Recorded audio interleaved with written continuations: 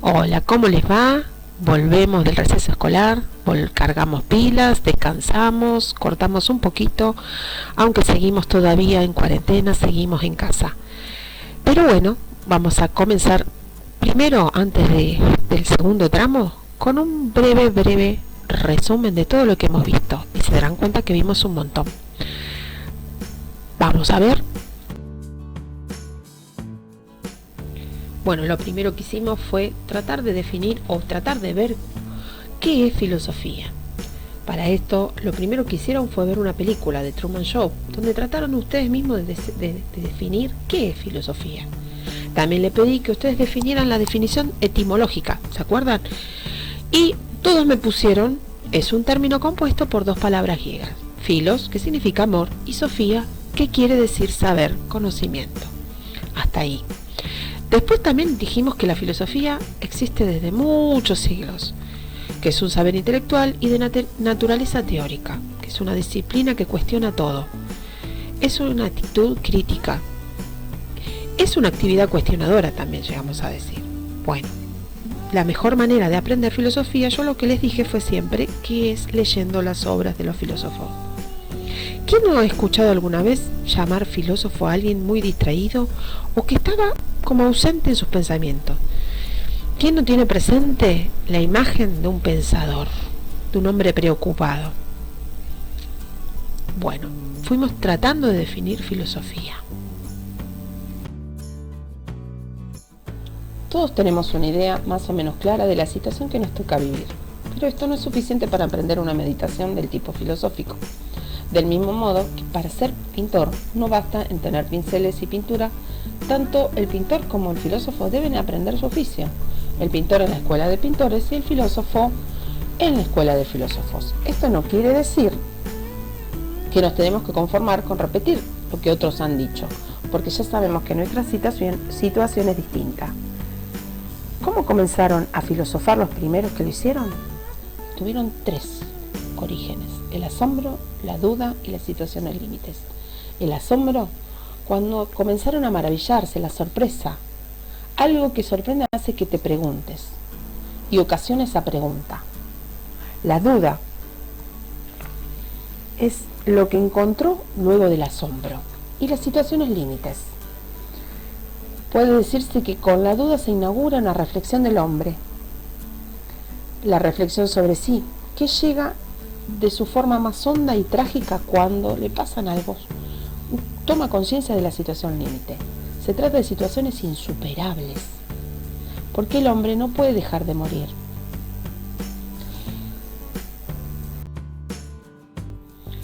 Después vimos mito y realidad, la diferencia entre filosofía y mito. En los mitos hay una antropomorfización de la naturaleza y de los dioses, es decir, que adquieren formas y comportamientos humanos, lo cual no ocurre en la filosofía, lo cual no acepta que un animal adquiera forma humana o a la inversa, pues tiene naturalezas diferentes. Buscaron, algunos pusieron ejemplos y cada uno fue buscando la definición.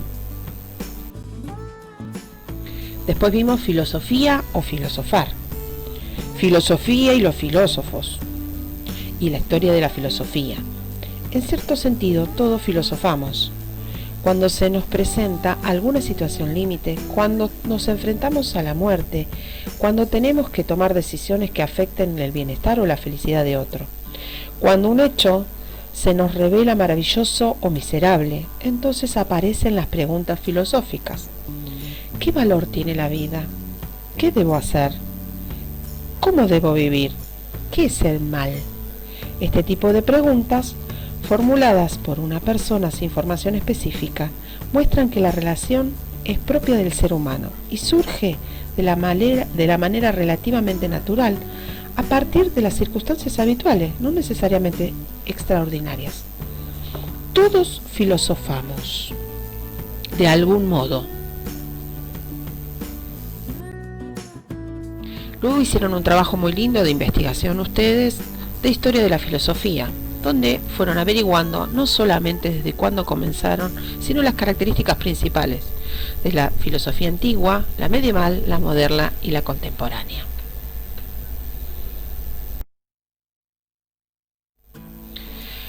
Luego seguimos con qué es un pensamiento crítico.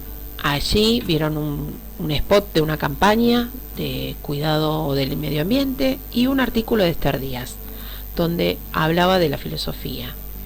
Y ahí vimos que teníamos que reflexionar.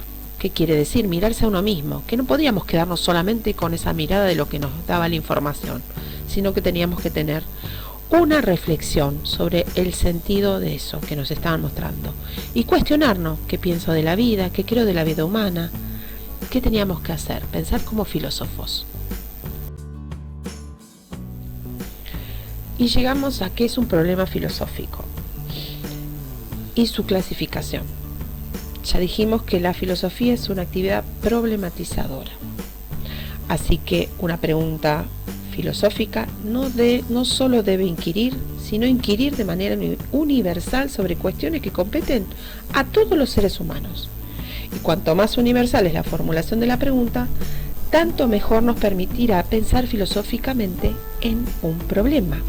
Y estas preguntas, que en el fondo no son nuevas en cada época, sino que se van retomando y seguimos retomando desde la antigüedad, y a partir de esas perspectivas diferentes pueden clasificarse y ordenarse a lo largo del tiempo.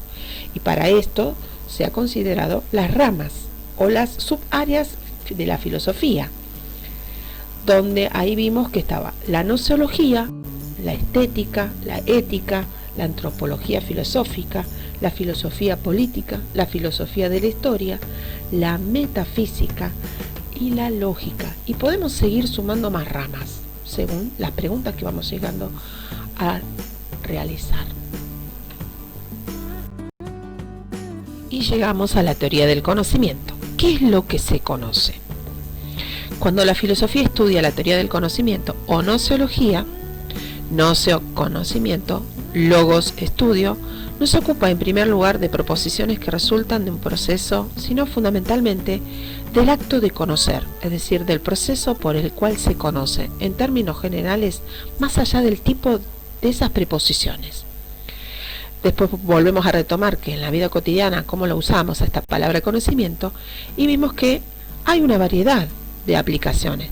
Vimos en conocimiento y poder, conocimiento y justificación, conocimiento y saber y conocimiento y creencia, donde se hicieron trabajos y ejemplos que pusieron ustedes de las distintas tipos de conocimiento. Y pusieron algunos ejemplos, como conozco a la abuela de mi amigo, Juan, que cocina muy bien. Conozco la ruta a Mar del Plata y también sé calcular la cantidad necesaria de cemento para construir una pared. Sé jugar al ajedrez, conozco la deducción del teorema de Pitágoras y sé que dos líneas paralelas no se cruzan nunca. Todos estos casos fueron algunos de los ejemplos que ustedes pusieron de los usos del saber y el conocimiento, pero todas tienen algunas cosas en común.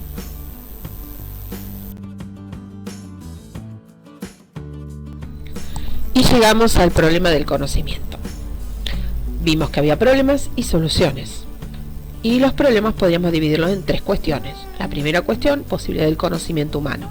¿Es posible conocer? Y las soluciones que se presentaron fueron el dogmatismo, el escepticismo y criticismo. En la segunda cuestión, el origen del conocimiento humano. ¿Cómo puedo conocer? Racionalismo, empirismo y apriorismo. En la tercera cuestión, esencia del conocimiento humano. ¿Qué conozco? Y las soluciones el realismo e idealismo. Así que hasta aquí llegamos. Esto fue lo que vimos a todo el primer tramo del año. Así que con esto hacemos un cierre y comenzamos en la nueva etapa, la nueva parte del año. Así que bueno, un saludo, seguimos en casa, nos seguimos cuidando.